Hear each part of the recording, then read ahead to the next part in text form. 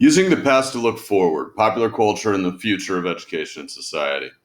There's a long history of science fiction and the arts and literature making predictions about the future that are, usually accurate. I mean, the moon landing, the internet, travel on four wheels, these are all things that have happened.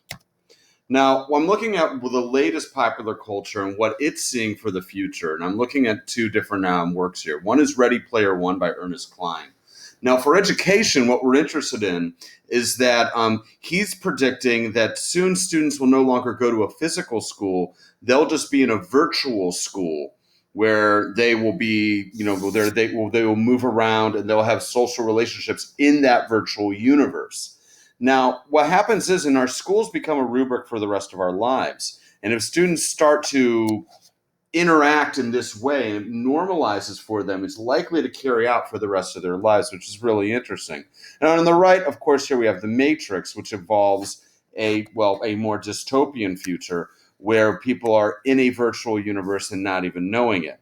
Now, both of these carry the same idea that we can create and invent our own reality. Now, of course, The Matrix involves lots of kung fu and guns, but be remiss not to mention it here. I urge anybody to read Ready Player One, and number one because it's a great book, and also it's really interesting to see how this virtual world could be incorporated into a real society, especially a society that's impoverished.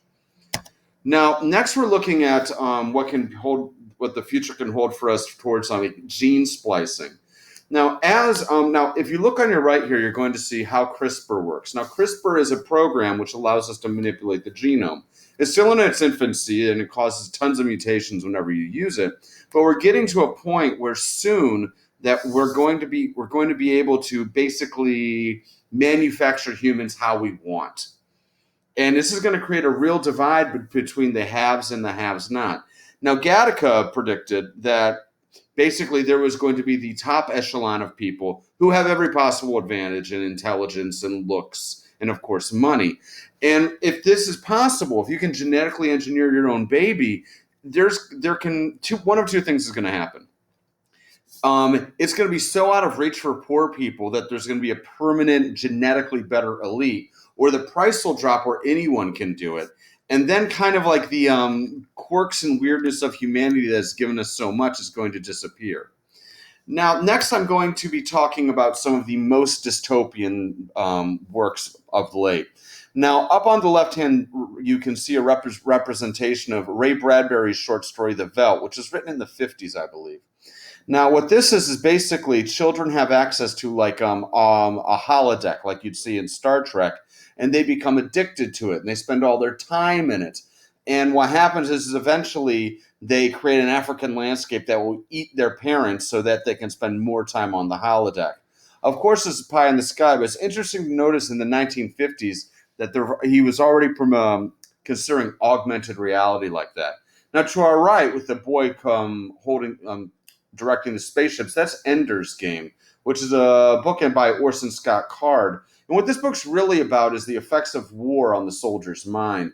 It's suggested reading in the United States Marine Corps Officer School, as a matter of fact. Basically, what it's talking about, people, you need to find the right people to lead an army, but inevitably, these people who are leading an army and killing, this activity destroys them. And how they dealt with this is they hid the truth of it from the boy who became the general.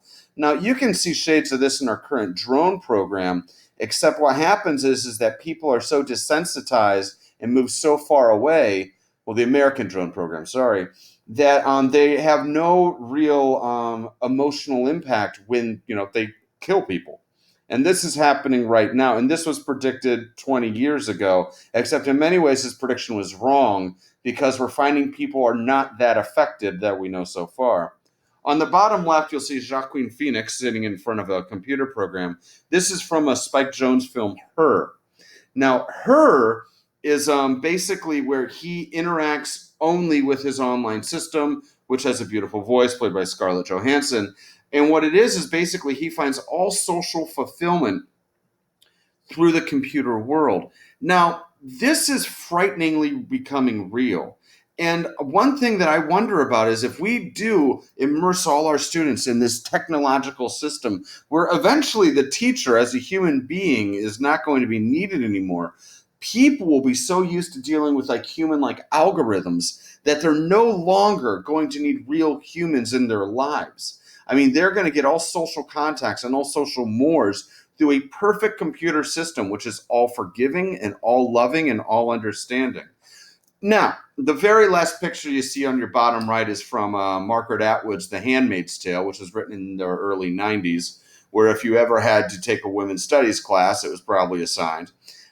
Basically, this represents the rejection of all technology and moving back to a more archaic age of intelligence and religion, where the whole idea is that the United States has gone back to hardcore religion, much to its detriment.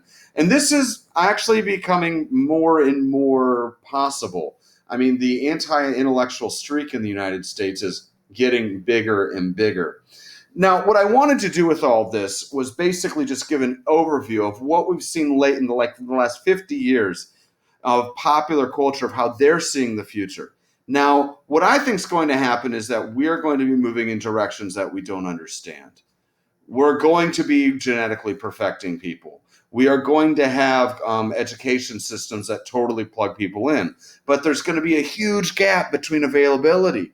So soon you're going to have these ultra educated, genetically advantaged people, and then there's going to be everybody else. Now, the only question is whether this technology will become widespread through capitalist principles and the price will drop, so more and more people can play catch up. But it's also possible that for a larger degree of money, you can have a more perfect perfection. Say that you want a child with 180 IQ, but for $5 million, you can get the 200 IQ package. This is something that's definitely possible to happen in the future. And there are my wonderful resources and references. Thank you very much for listening, and hope you have a great day.